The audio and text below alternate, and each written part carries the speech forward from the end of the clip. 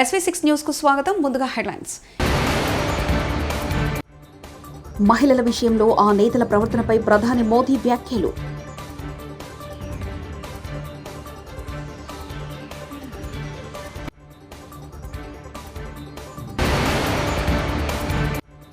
మాజీ సీఎం కేసీఆర్ కు మంత్రి పొన్నం కౌంటర్.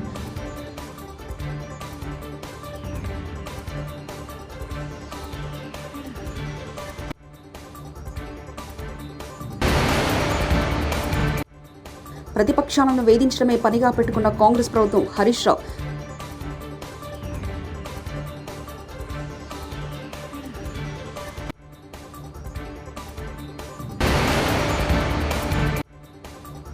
సునీత వెనుక నేనున్న షర్మిల.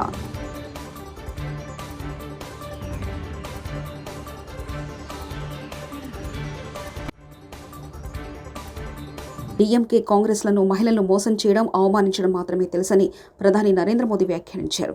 తమిళనాడు మాజీ సీఎం జయలలితతో డీఎంకే ప్రజలు ఎలా వ్యవహరించారో తమిళనాడు ప్రజలకు తెలుసని ప్రధాని అన్నారు. మహిళా రిజర్వేషన్ బిల్లును తీసుకురావడానికి తాము చేపట్టిన చర్యను కూడా డీఎంకే నాయకులు ప్రశ్నించారని ఈ సందర్భంగా గుర్తు చేశారు. డీఎంకే కాంగ్రెస్ మహిళా వ్యతిరేకులని ఆరోపించారు. తమిళనాడులోని కన్యాకుమారిలో పలు ప్రాజెక్టులను మోదీ ప్రారంభించిన తర్వాత ప్రతిపక్ష పార్టీలపై ఈ వ్యాఖ్యలు చేశారు. यहाँ की डीएमके कांग्रेस गठबंधन कन्याकुमारी के लोगों को सजा देने का कोई मौका नहीं छोड़ती।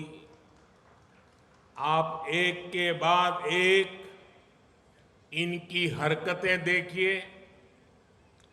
20 साल पहले अटल जी ने नॉर्थ साउथ कॉरिडोर की नींव रखी थी। इस कॉरिडोर के कन्याकुमारी नारिकुलम ब्रिज का काम इन लोगों ने इतने वर्षों तक लटका कर रखा।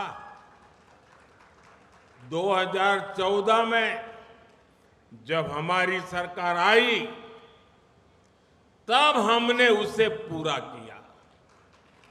कन्याकुमारी और तिरुवनंतपुरम 4 लेन रोड भी यहां की सरकार बनने नहीं दे रही थी। हमें इसके लिए अतिरिक्त फंड देना पड़ा, तब ये काम शुरू हो पाया। कन्याकुमारी के लोग मार्तंडम और पार्वतीपुरम फ्लाईओवर के लिए भी वर्षों से मांग कर रहे थे, लेकिन डीएमके और कांग्रेस के लोगों ने एक बार भी नहीं सुना। जब बीजेपी केंद्र में आई तब ये काम भी पूरा किया गया। यहां लोग 40 साल से डबल रेल ब्रिज का भी सपना देख रहे थे, उसे भी इन्होंने पूरा नहीं होने दिया। अब बीजेपी सरकार ये काम कर रही है। நண்பர்களே, கன்னியாகுமரி எப்பவுமே பாரதிய ஜனதா கட்சிக்கு ஏராளமான அன்பை கொடுத்து கொண்டிருக்கிறது. உங்கள் ஆதரவு பாரதிய ஜனதாவிற்கு கிடைத்துக் கொண்டிருக்கிறது.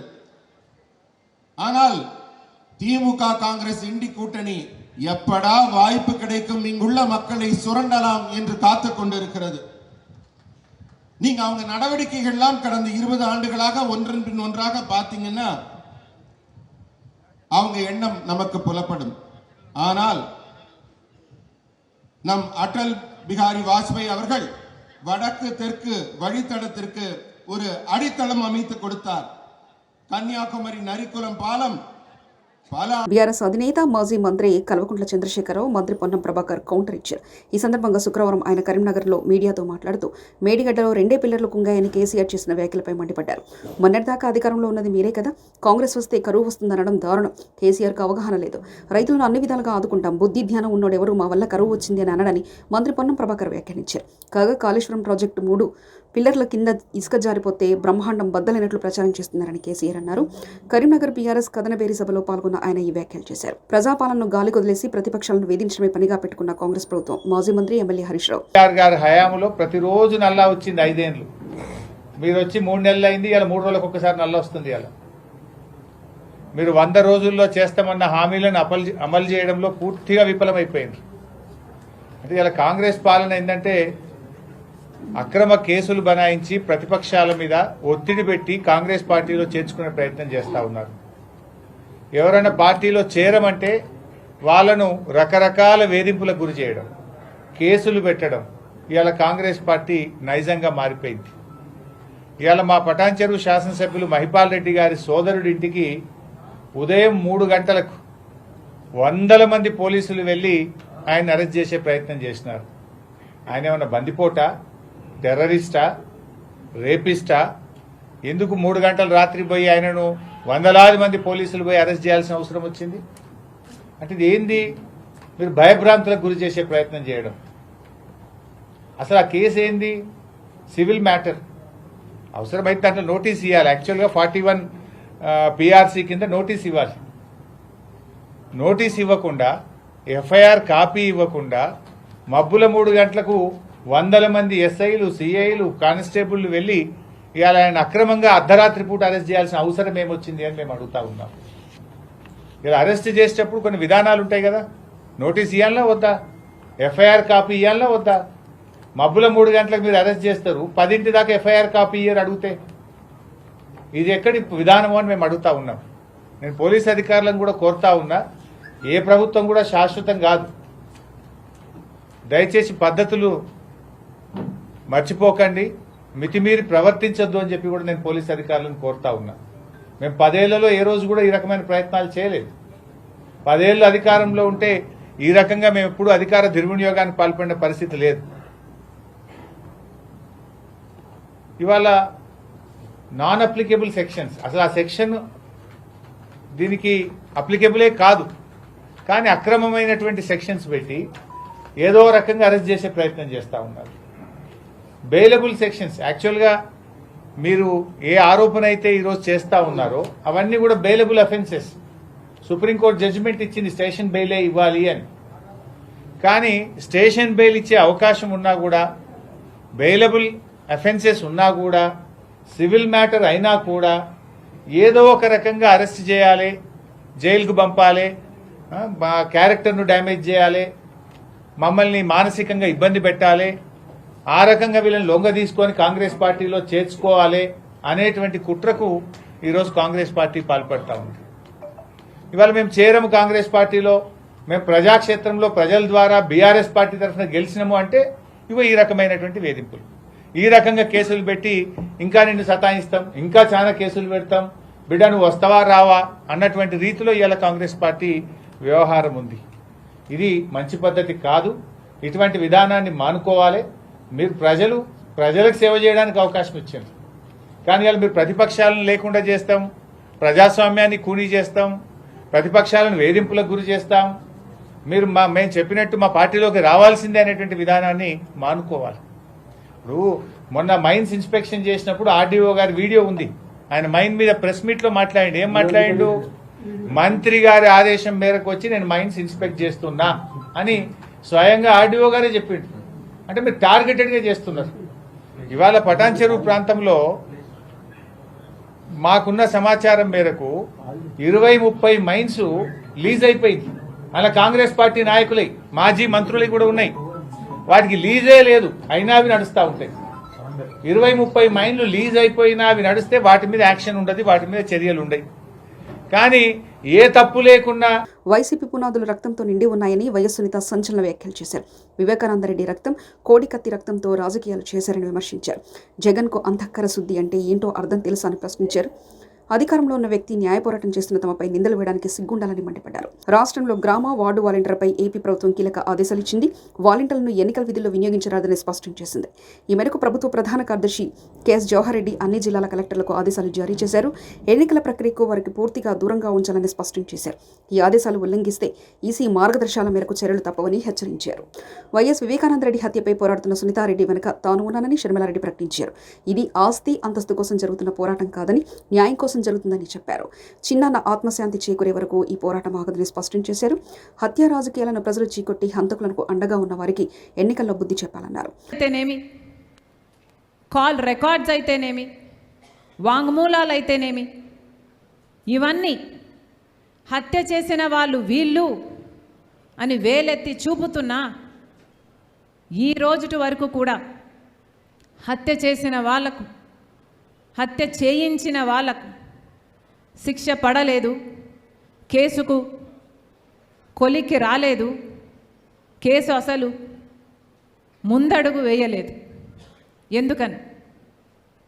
ఎందుకంటే అన్నా అని పిలిపించుకున్నవాడే ఈరోజు హంతకులకు రక్షణ కల్పిస్తున్నాడు. కాబట్టి ఈ రోజు వరకు కూడా చిన్నాన్న విషయంలో న్యాయం జరగలేదు.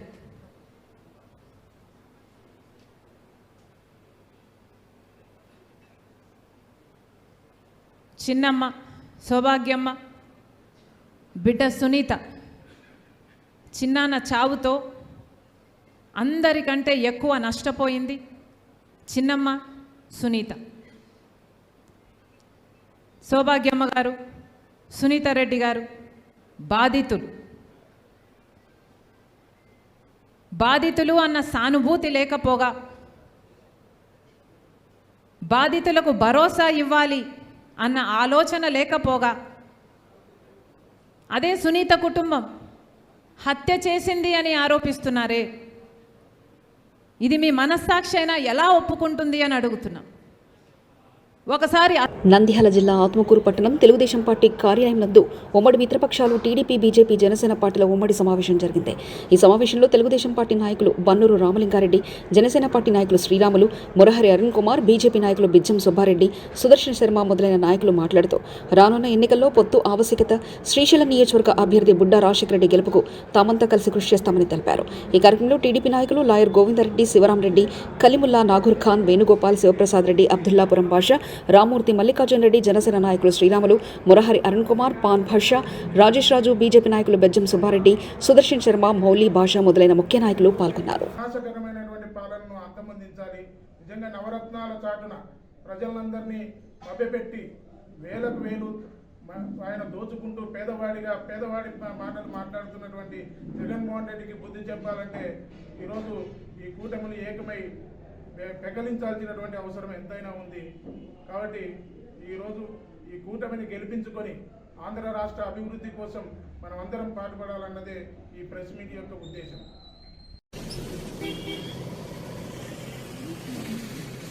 జిల్లా ప్రచార కమిటీ కన్వీనర్గా నా పేరు శ్రీరాములు.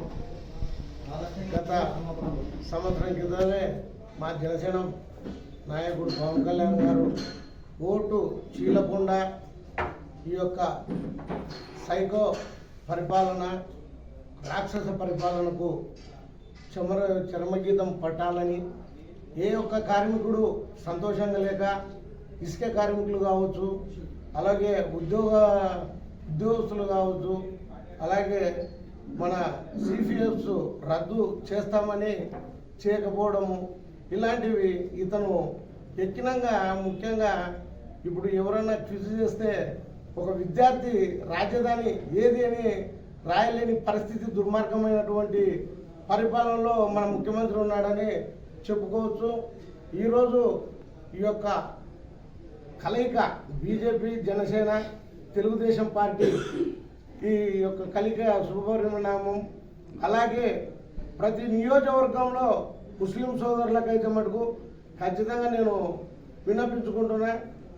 మెయిన్ జాతీయ అధ్యక్షులు చంద్రబాబు నాయుడు గారు అయితేనేమి, నడ్డా గారు అయితేనేమి, మన ప్రధానమంత్రి గారు నరేంద్ర మోడీ గారు అయితేనేమి, అలాగే పవన్ కళ్యాణ్ మహిళల విషయంలో ఆ నేతల ప్రవర్తనపై ప్రధాని మోదీ వ్యాఖ్యలు.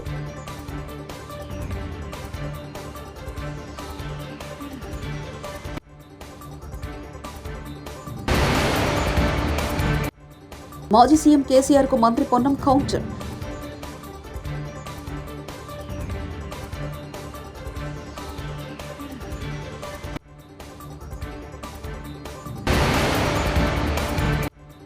ప్రతిపక్షాలను వేధించడమే పనిగా పెట్టుకున్న కాంగ్రెస్ ప్రభుత్వం. హరీష్ రావు.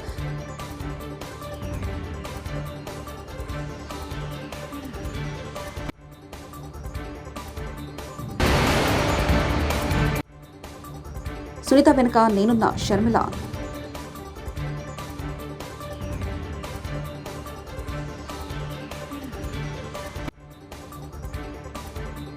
ఇవి బులెటిన్ విశేషాలు. చూస్తూనే ఉండండి SV6 న్యూస్.